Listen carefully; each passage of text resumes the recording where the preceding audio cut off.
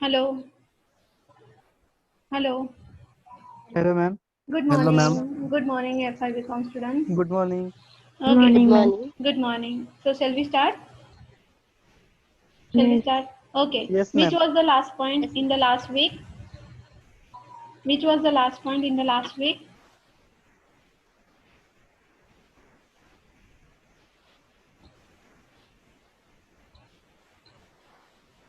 I think linguistic diversity of India. Am I right? Yes, ma'am. Okay. Yes, ma'am. It was over. Yes or no? Yes. Okay. yes, ma'am. Okay. Okay. Yes, ma'am. Good morning, all of you, once again. Okay, that when you are answering that, it looks like that you are sleeping, you are just in dreaming. Okay, so let's start. The new question: explain the regional variations. Okay, okay. So here introductions are given. Introduction is given. India's 29 states and 7 union territories differ from one another in natural resources, economic development and cultural practices and the quality of life. Some regions are well developed and others are backward. In general, southern and western regions of India have shown the greater economic and social advance than northeastern states. Even the town may radically differ from other areas within sub-regions. Okay, so when the question is given regional variations means regional variation में क्या क्या आता है, तो जैसे हमारे India के 29 states हैं और जो 7 यूनियन टेरिटरीज हैं, 7 यूनियन टेरिटरीज है, वो भी एक दूसरे से कैसे हैं, अलग है। सबका जो नेचुरल रिसोर्सेज है, इकोनॉमिक डेवलपमेंट है, कल्चरल प्रैक्टिस है, क्वालिटी ऑफ लाइफ है, वो कैसा है, अलग अलग है।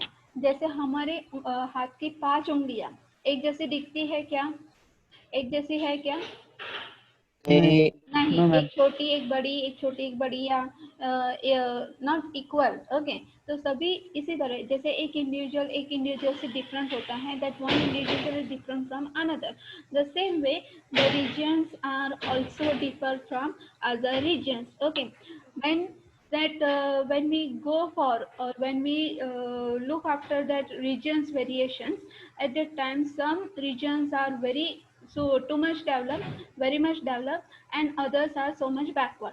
Okay, कि कुछ रीजन्स में अच्छी फैसिलिटी है, रास्ते अच्छे हैं, इलेक्ट्रिसिटी पावर अच्छी है, पानी अच्छा आता है, घरों में बिजली है, ये सब कुछ हमें सुविधाएं देखने को मिलती है। तो कुछ रीजन में या कुछ गाँवों में, तो कुछ रीजन के कुछ गाँवों में जो बहुत छोटे छोटे गाँव होते हैं, वहाँ पे हमको बेसिक फैसिलिटी भी नहीं दिखा देती, क्योंकि वो बैकवर्ड है। क्योंकि वो बैकवर्ड इसकी वजह से नहीं, लेकिन वहाँ पे उनको डिफरेंस दिखाई देता है। तो जैसे हम जनरली बात करें तो इकोनॉमिकली एंड सोशली जो एडवांस स्टेट है तो वो है साउदर्न एंड वेस्टर्न स्टेट है, और जो नॉर्दर्न स्टेट है, जो भारत के उत्तर भाग में जो आता है, तो वहाँ पे इकोनॉमिकली एंड सोशली जो वेरिएशन हमें दिखता है या डेवलपमेंट दिखता है, वो हमें कम दिखाई देता है। Okay, the good example is Kota in Rajasthan. शायद आपने नाम ये सुना होगा, कोटा नाम सुना है क्या आपने? राजस्थान में कोटा, राजस्थान में कोटा राज्य मीन्स कोटा है जो एक प्रदेश है आपका, उसने नाम सुना है कोटा? यस और no? Yes, ma'am.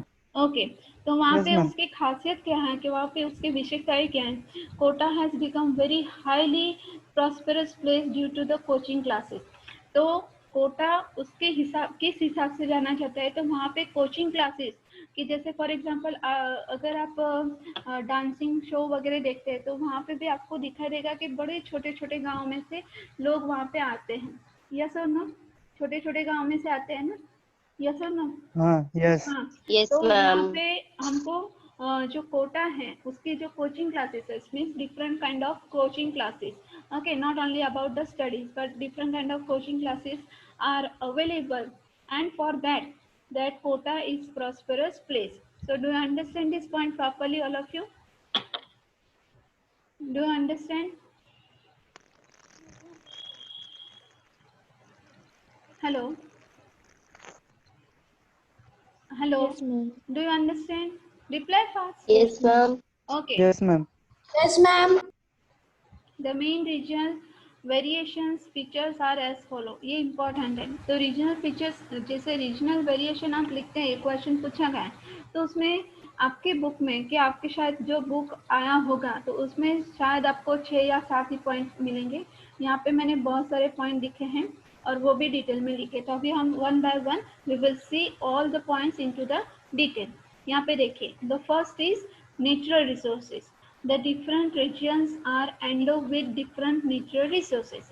States such as West Bengal, Jharkhand, Odisha, Chhattisgarh are rich in mineral resources. Goa has a coastline that makes it tourist attraction.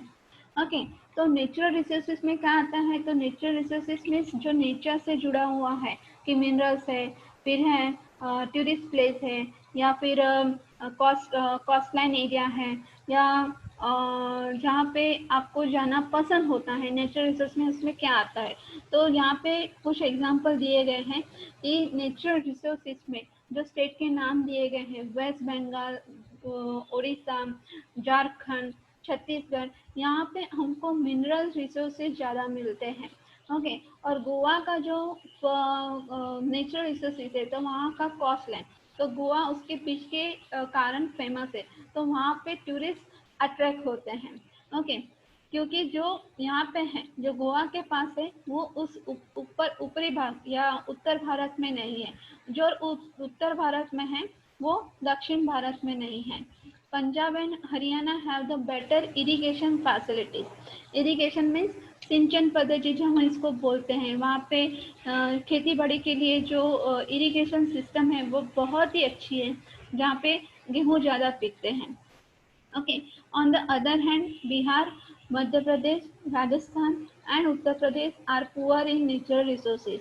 तो दूसरी तरफ, एक तरफ जैसे अभी बोला कि एक तरफ बहुत ही अच्छा डेवलपमेंट है और दूसरी तरफ बहुत कम डेवलपमेंट दिखाई देता है. तो यहाँ पे आप देखेंगे तो नाम दिए गए हैं, बिहार है, मध्य प्रदेश है, राजस्थान है, उत्तर प्रदेश है, वो नेचुरल रिसोर्सेज में कम है.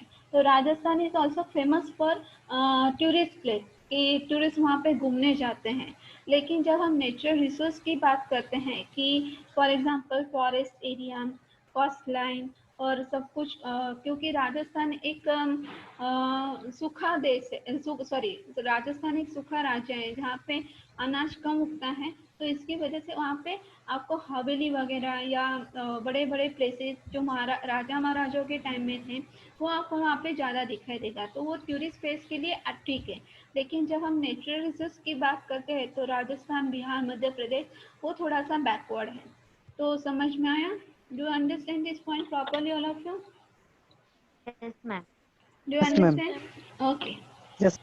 अगर आपको समझ में नहीं आया तो आप मुझे बारी पूछ सकते हैं. ये मैं रोज ही आपको बताती हूँ क्योंकि सामने सामने दिखाई देते हैं, लेकिन जो थोड़ा सा डिफरेंस रहता है, physical difference and online lectures का जो डिफरेंस रहता है वो रहता है. इसकी वजह से आपको समझ में नहीं तो आप दोबारा मुझे पूछ सकते हैं. Okay, then next point is disparity in infrastructure.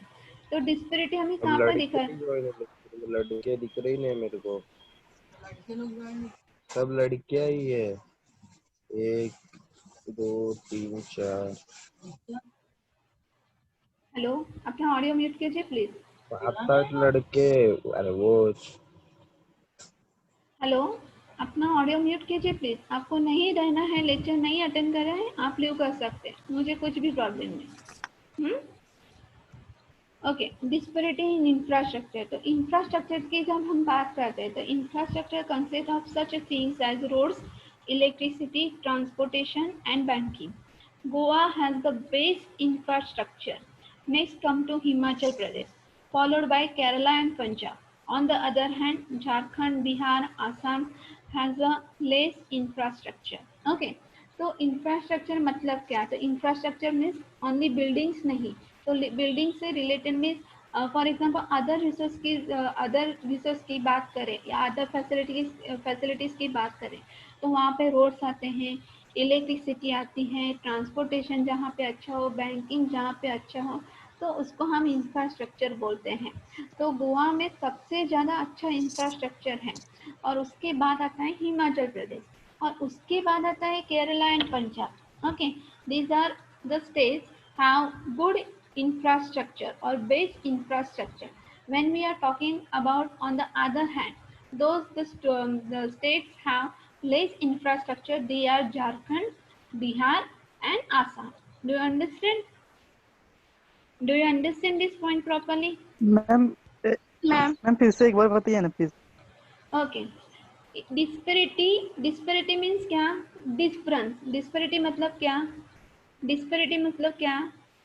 उसका मतलब क्या होता है? Difference. डिफरेंस हमें दिखाई देता है। ओके, इंफ्रास्ट्रक्चर मीन्स हमारे दिमाग में इंफ्रास्ट्रक्चर मीन्स हमको यहाँ पे सिर्फ बड़ी बड़ी बिल्डिंग दिखाई देती है, वो इंफ्रास्ट्रक्चर। ओके, लेकिन उससे भी अलग जुड़ा हुआ जो इंफ्रास्ट्रक्चर है, तो उसका मतलब क्या होता है? रोड्स होती है, रोड्स होता है, इलेक्ट्रिसिटी होता है, फिर